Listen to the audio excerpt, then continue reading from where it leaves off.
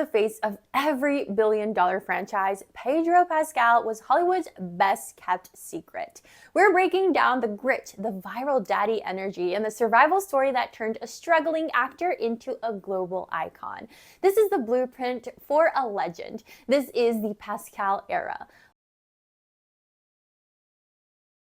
Look, if you think your career is off to a rocky start, just grab a snack and get comfy, because Pedro Pascal's life is a lesson in not taking no for an answer. We aren't talking about a quick 5-year grind or a lucky break at a Starbucks.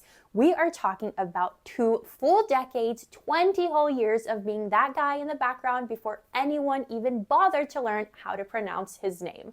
Now, Pedro didn't just fall into a posh acting school in LA. No. His journey started with a real high-stakes escape. His family fled the Pinochet dictatorship in Chile when he was just a 9-month-old baby. They landed in the US as political refugees seeking a fresh start. He grew up between San Antonio and Orange County, a competitive swimmer who eventually traded the goggles for the stage. But in the 90s, the road to the A-list wasn't a smooth walk on a red carpet. It was a dark alley paved with law and order rejection letters and a bank account that was basically a desert. For years, he was the undisputed king of the Hollywood starter pack. You want proof?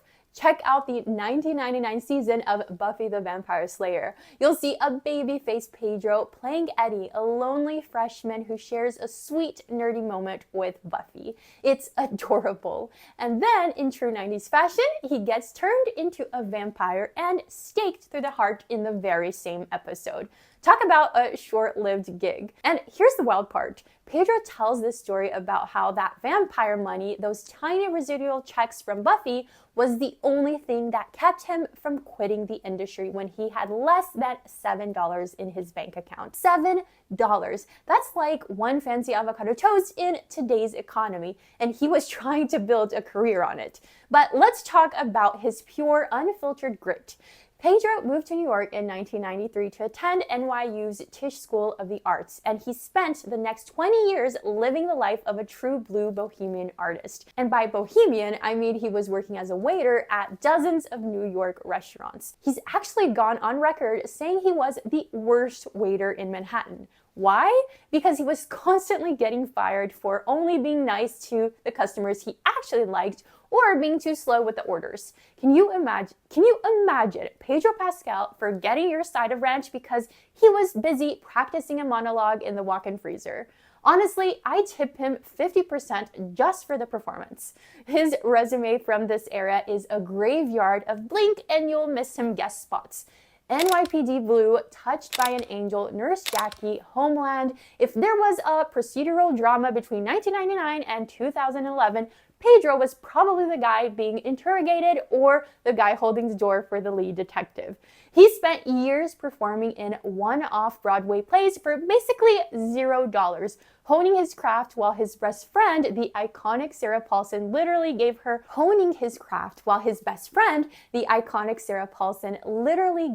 her per diem money from her own acting gigs just so he could afford groceries. That is a real deal friendship right there. Everything, and I mean everything, shifted in 2014 because of one man. Oberyn Martell. Pedro had exactly 7 episodes in Game of Thrones to convince the world he was a superstar, and he chose to inject a lethal dose of main character energy into every single frame. His Red Viper was a total cultural reset.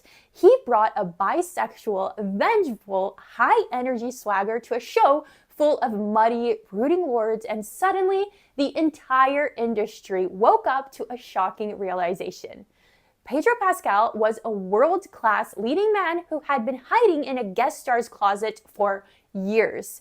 But he didn't stop at being a fan favorite. He jumped straight into the tactical boots of Javier Peña in Narcos. This was a bridge to his superstardom. Playing a real-life DEA agent hunting Pablo Escobar, he proved he could lead a grounded, high-stakes drama without needing a sword or a dragon. He wasn't just that guy from Game of Thrones anymore. He was a powerhouse lead who could carry a multi-million-dollar streaming service on his back. His dedication was legendary, training with actual agents and famously demanding safety for the crew after a location scout was killed. He's the kind of guy who looks out for the team even when the cameras aren't rolling. Then came the helmet that changed the galaxy. In 2019, he became the face, or rather, the iconic voice of the Mandalorian. He turned a faceless, armored bounty hunter into the most beloved space dad in the history of cinema.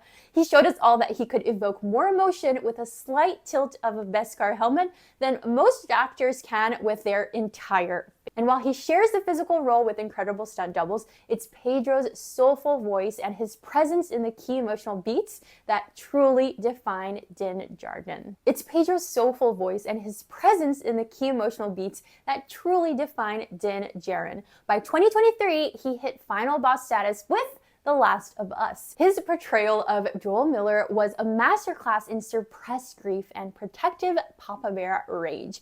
For the first season, he was reportedly pulling in a staggering $600,000 per episode. That is a long, long way from the $7 Buffy days. The show broke every streaming record in the book and earned him Emmy nominations and a SAG award, officially solidifying him as one of the undisputed kings of prestige TV. As of 2026, he's basically the foundation Hollywood builds entire cinematic universes around. If his name is on the poster, you know it's going to be a wild ride. In a minute, I'll give you the 5 best Pedro projects to start with. But first, here's how the internet turned him into a myth.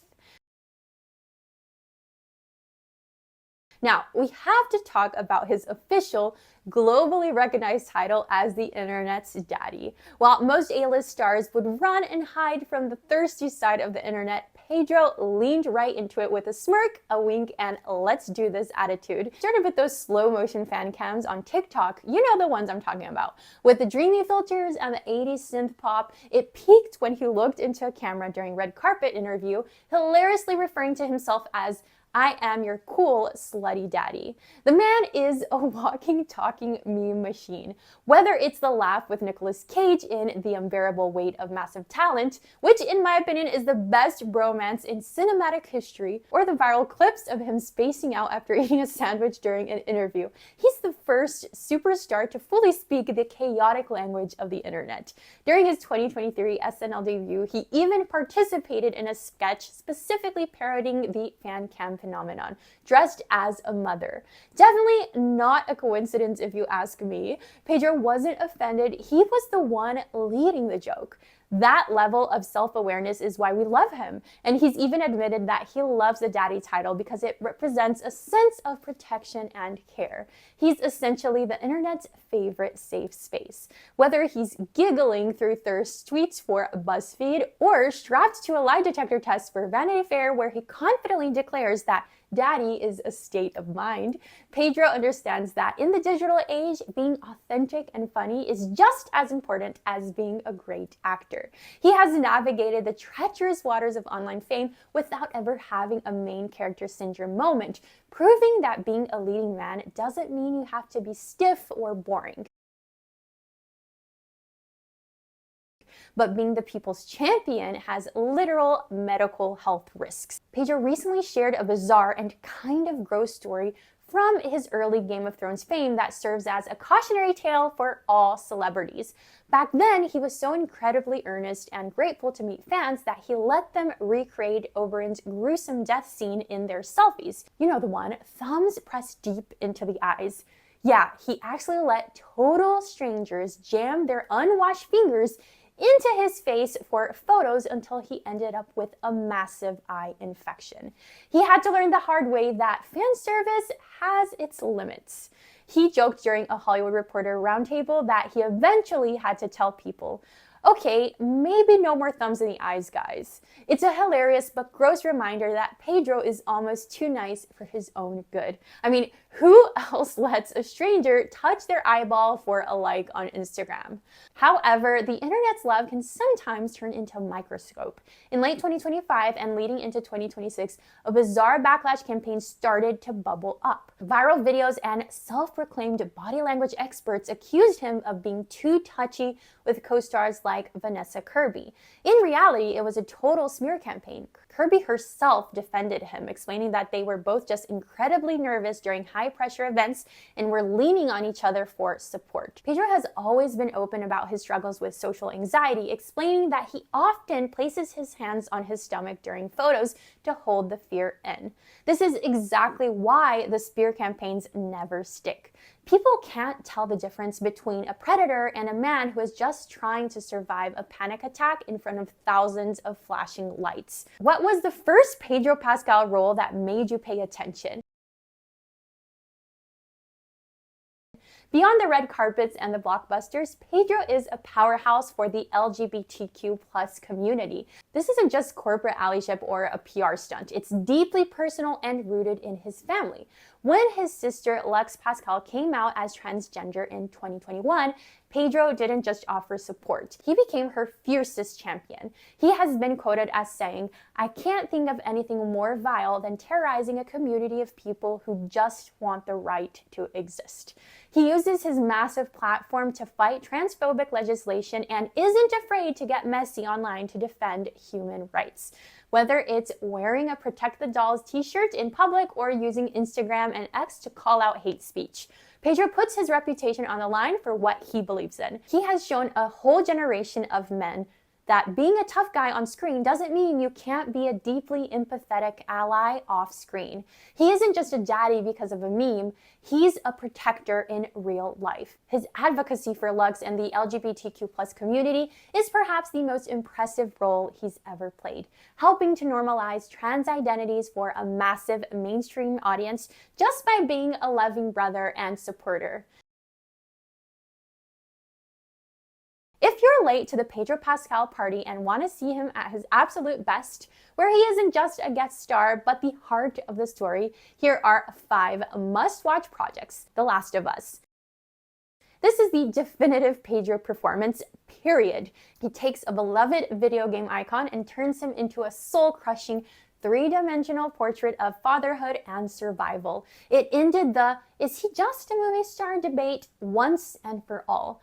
Watching him navigate this broken world is a masterclass in acting. If you haven't started this journey yet, you're missing out on the gold standard of prestige TV. The unbearable weight of massive talent. Want to see a funny Pedro? Watch him play Javi, a billionaire superfan, alongside the legendary Nicolas Cage.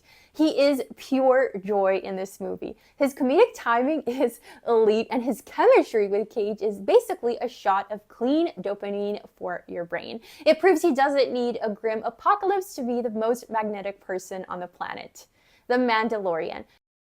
You can't talk about Pedro without Beskar. Even though he's behind the mask, he showcases some great skills in physical acting and vocal nuance. He turned a silent bounty hunter into the galaxy's favorite space dad. It's a role that made him a household name across the entire universe, and it's the perfect blend of high-stakes action and massive heart. Narcos.